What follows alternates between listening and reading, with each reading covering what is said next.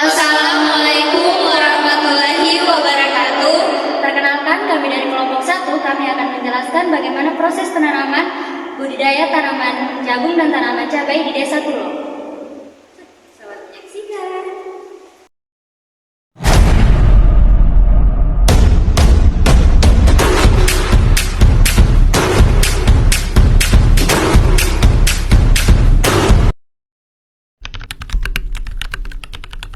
Saya Rezar Kiani, NIM 21.40414, Prodi Agroteknologi. Di sini saya akan menjelaskan tentang cara pengolahan tanah dan juga pengaplikasian pupuk dasar pada tanah.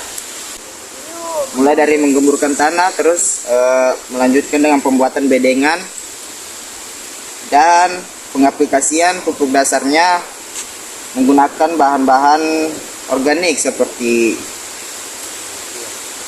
gulma siam,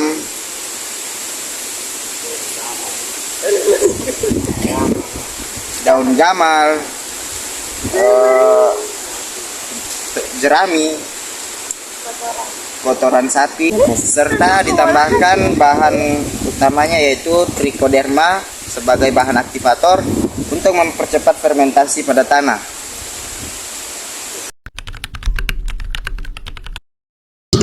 Baik, di sini saya akan menjelaskan tentang proses mengelola tanah, mulai dari penggemburan tanah, pengaplikasian pupuk dasar organik. Oke, kita mulai dari penggemburan tanah. Di sini dalam tahap penggemburan tanah menggunakan alat konvensional dan mulai menggemburkan tanah seperti yang tercantum pada gambar di atas. Setelah selesai menggemburkan tanah, selanjutnya pemberian pupuk dasar organik yang mana bahan-bahannya terdiri dari daun gamal, gulma siam, daun limbah, kotoran sapi, dan jerami. Lalu diberikan trichoderma untuk mempercepat fermentasi. Setelah selesai pemupukan, selanjutnya kita diami selama 3 hari, lalu lahannya siap untuk ditanami.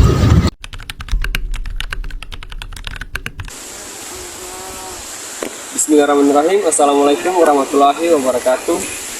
Perkenalkan, nama saya Arsad, saya dari kelompok 1. Di sini saya akan menjelaskan bagaimana proses penanaman jagung. Yang pertama itu kita terlebih dahulu mengairi lahan tersebut. Kemudian penanaman jagung dilakukan setelah 3 hari lahan diberikan pupuk. Kemudian saya akan menjelaskan apa guna dari jerami ditabur di setiap pohon jagung ini. Jerami ini berguna untuk menggantikan mulsa, yang dimana dia akan memperhambat pertumbuhan pada suatu gulma tersebut, agar tanaman jagung tidak berkompetisi untuk merebutkan unsur hara dan gulma.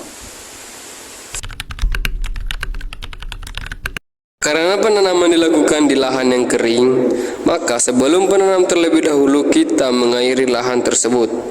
Setelah dialiri, kemudian kita membuat lubang di atas bedengan dengan menggunakan yang namanya tugal. Setelah itu, benih siap ditanam. Dengan setiap lubang diberikan 1 biji benih jagung. Setelah tanaman berumur 10 hari setelah tanam, dilakukan pengaplikasian jerami sebagai pengganti mulsa yang berguna untuk menghambat pertumbuhan gulma agar tidak terjadi kompetisi antara gulma dan tanaman jagung dalam memperebutkan unsur hara di dalam tanah. Baik, perkenalkan, nama saya Lulu Humaira. Saya dari kelompok 1, Prodi Agroteknologi.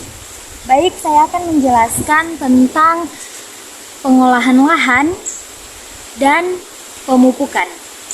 Baik, pengolahan lahan yang kami lakukan sama dengan pengolahan lahan yang dilakukan di lahan sebelumnya, yaitu lahan jagung.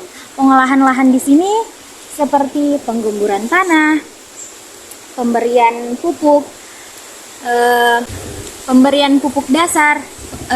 Bahan-bahannya sama seperti yang diberikan ke tanaman jagung sebelumnya, dan Dilanjutkan dengan menggunakan trichoderma untuk mempercepat fermentasi tanah. Baik, setelah diberikan trichoderma, penanamannya ditunggu selama 3 hari baru siap tanam. Oke.